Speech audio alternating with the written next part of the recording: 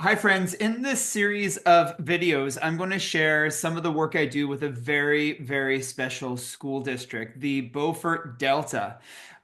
This school district is near and dear to my heart. I've been working with them for just about 4 years now.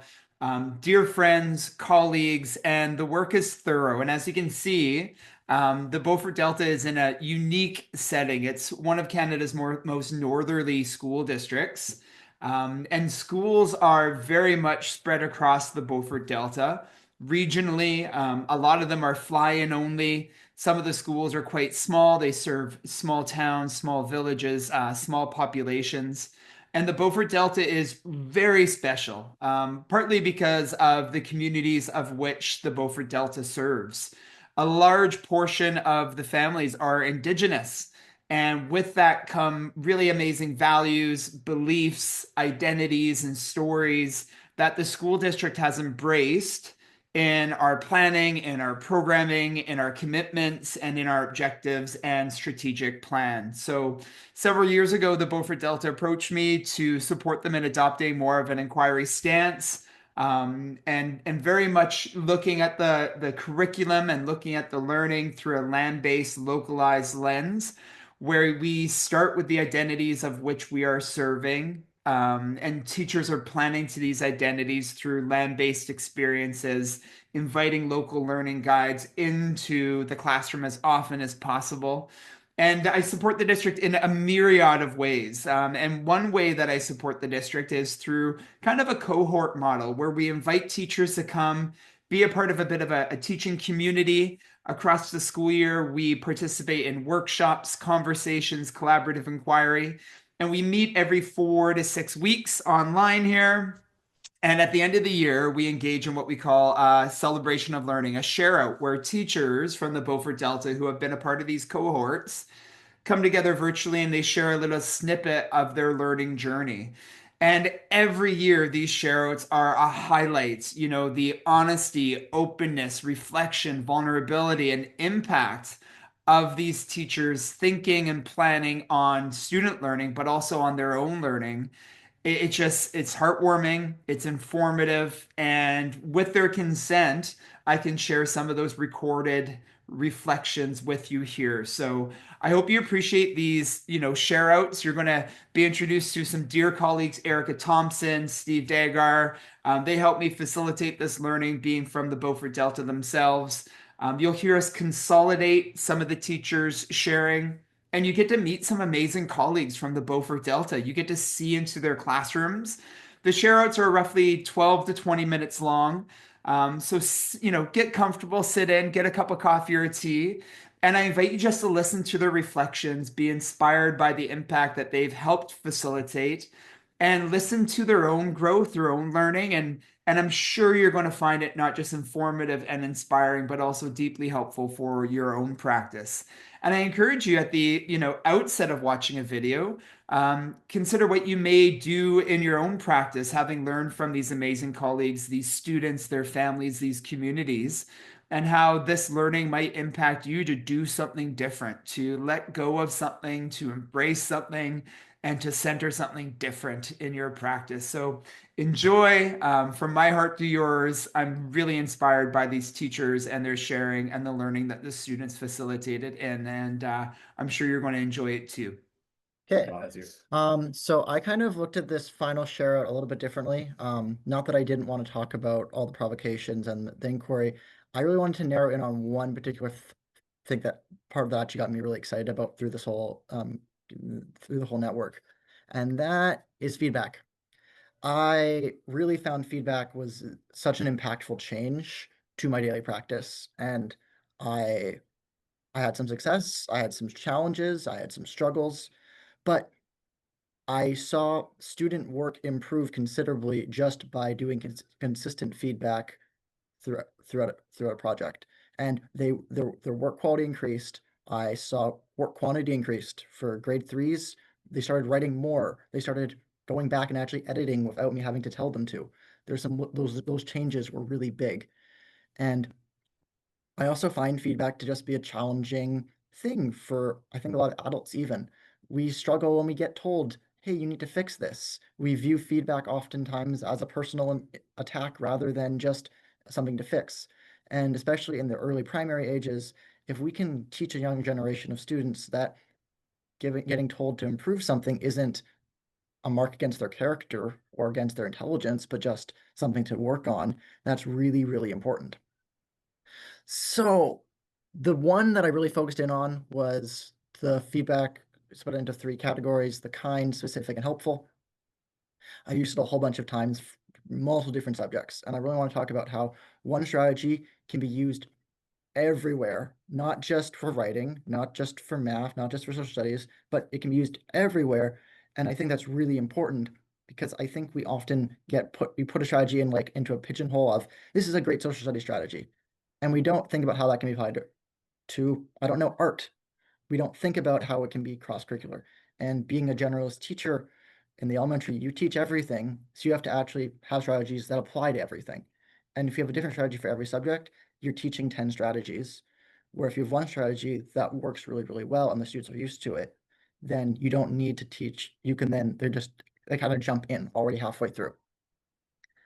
So I'm going to talk about three different subjects, three different ways that it applied and how it worked. So it started off was modeling clay and Play-Doh. I started this off when we first got to feedback during the network time, and that was around March. And I did this where we did Play-Doh, and it was just make a 3D model of something with Play-Doh. Just it was basically play. I gave them 10 minutes to make something. After those 10 minutes, I then drew popsicle sticks, so random partners, and I presented a specific kind, helpful chart. And they had 1 minute to say something kind and specific and helpful to that other person. Timer went off, reversed it. They got 5 extra minutes then to make changes, and then they got a different random partner to go and improve the work.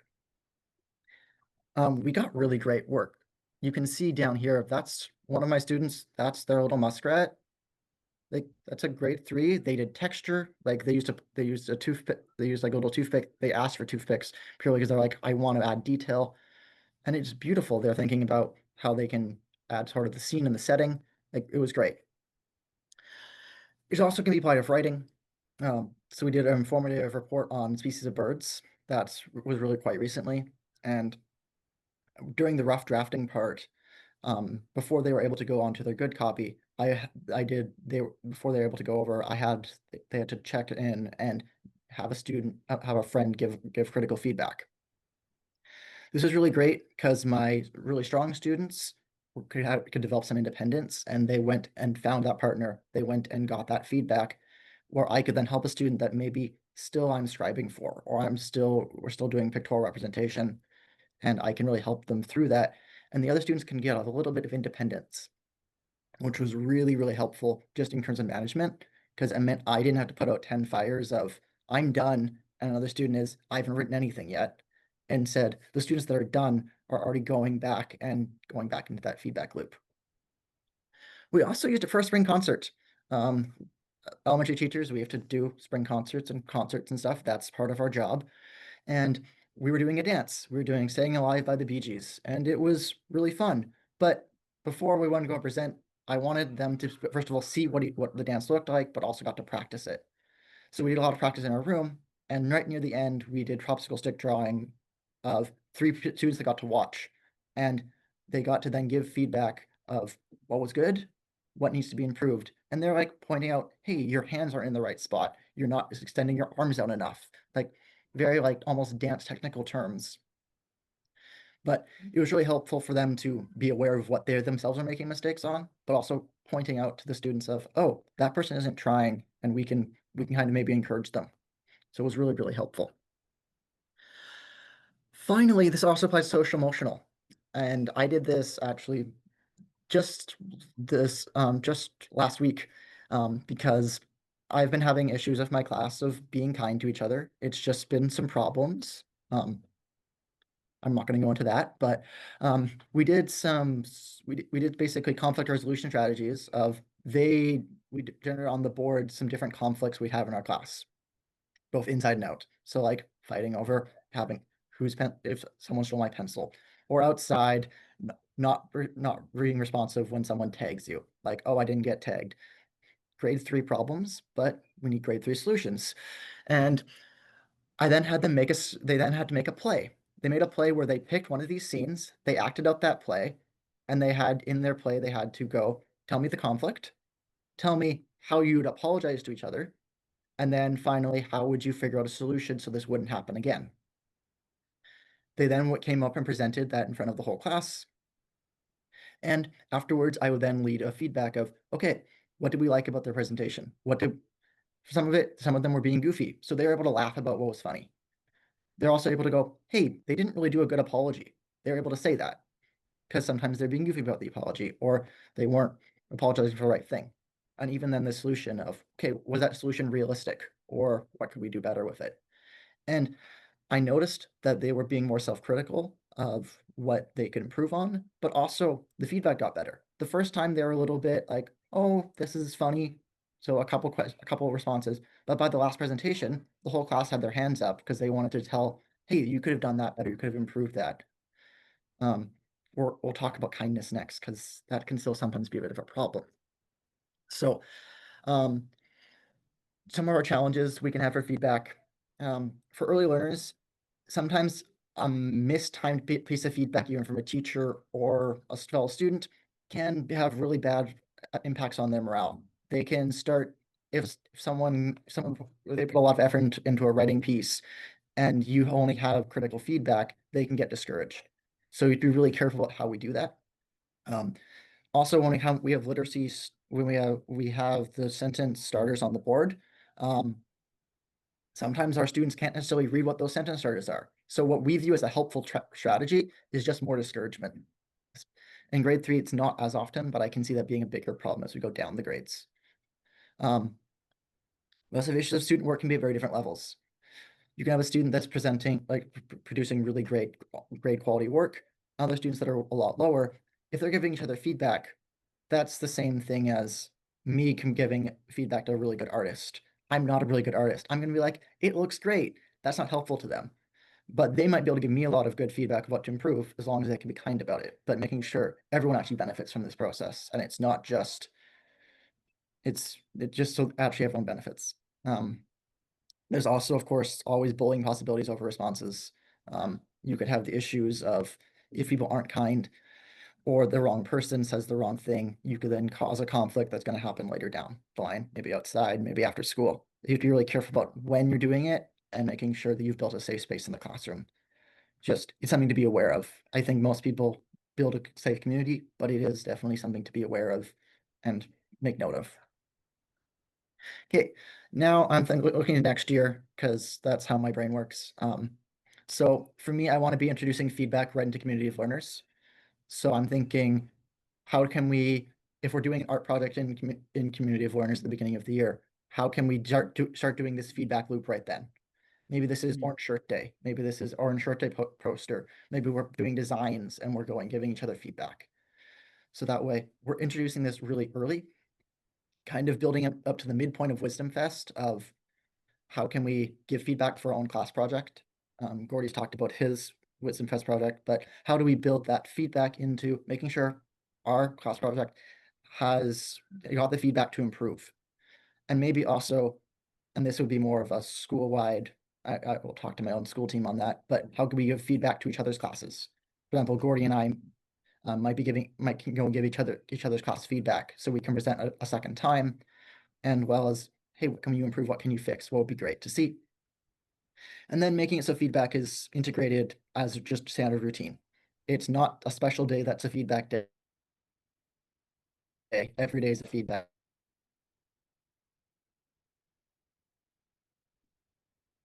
day. Every day is even if it's not affecting, we got to build those skills. It's not an inherent skill. Yeah, and that's it for me. Thank you very much. Thank you, Charles. Round of applause for Charles, everyone. Thank you, thank you, thank you. I love it. Gordy, well done. Everyone in Charles's room giving him a round of applause. That's adorable. Okay, so again, lots of notes, Charles. So one thing, friends, I'd love to lift up is, well, a couple things. Ha ha ha. I love that, Charles, you really tuned into something that was highly relevant and meaningful to you, and it was feedback. And every one of you have said, after Heather went first, right? Heather got off first. Every one of you have said, well, I did it a little bit differently. I've done it a little bit differently. And what I'm hearing is you tuned into something really relevant that you were curious about that was applicable for you, which is really, guess what we're trying to do for our students, the exact same thing. So that's beautiful. And so Charles saying, I really tuned into feedback. I was intentional with feedback. I saw a lot of high yield things happen because of this intentionality, which really, overarchingly, and it says so right here on the slide, it needs to be a routine, right? You're even nudging yourself to consider baking something into community of learners at the start of next year so that you're introducing these routines. So that really stood out to me. Another thing that stood out to me in Charles's sharing is we call this feedback activity that he is constantly doing, we call this a task neutral strategy.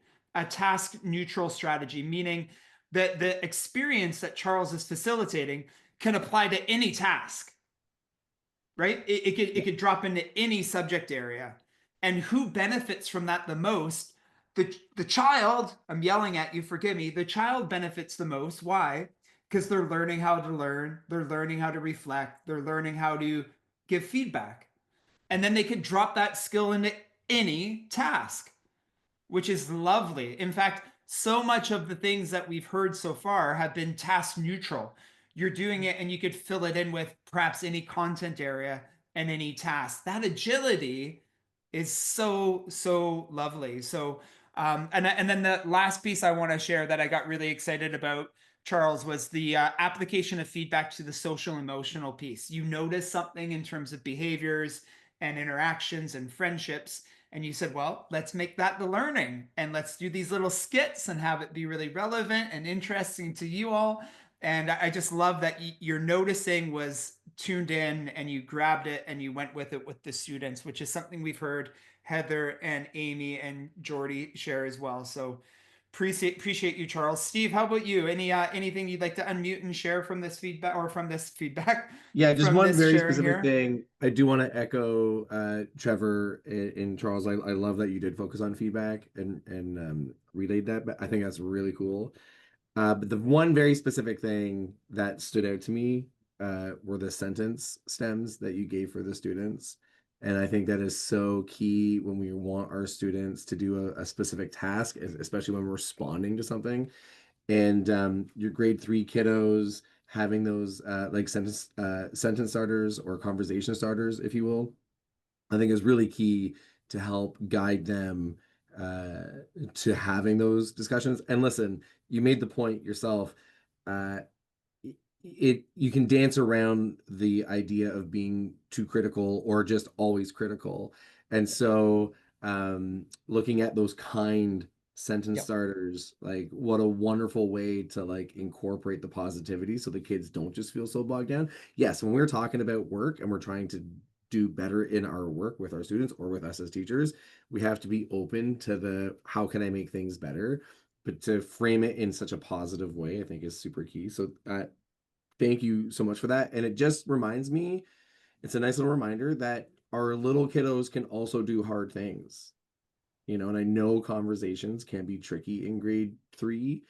Um, but Charles, you have proven that is as long as we model it and we are consistent with it and we scaffold it in appropriate ways, even our little learners, they can do the things that we want them to do. So thank you so much, Charles. Well said, Steve. Even our littlest learners. Absolutely. Erica, how about you? I just really appreciate how you took your own spin on it and like I said, tuned into something that you noticed was an interest and a need, right? And it really turned out to be the like perfect language for the needs that were bubbling up, right? And so when a strategy really aligns to what we're seeing in the classroom, that's kind of beautiful. And I really appreciated the idea of like kind of workshopping the fix it strategies in a not personal way. So like these are scenarios that we've sort of made up, and so they're not necessarily between the stakeholders or the people involved in the conflict, so it's going to be a little bit safer, it's going to be a little bit more removed, and then we can kind of analyze it, which is what basically shook out of that. So that's really a really fantastic one, and I think going forward using that earlier in the year is going to really give that language, right? And so I really appreciated that specific example, and I think lots of classrooms could use that as a way into fix it strategies. early in the year. So probably going to be lifting that up for others there, Charles. So I really appreciate that. And just thanks for the time and the curation of the share. Yeah. very much. Thank you, Charles. Appreciate you so much. Appreciate you so much.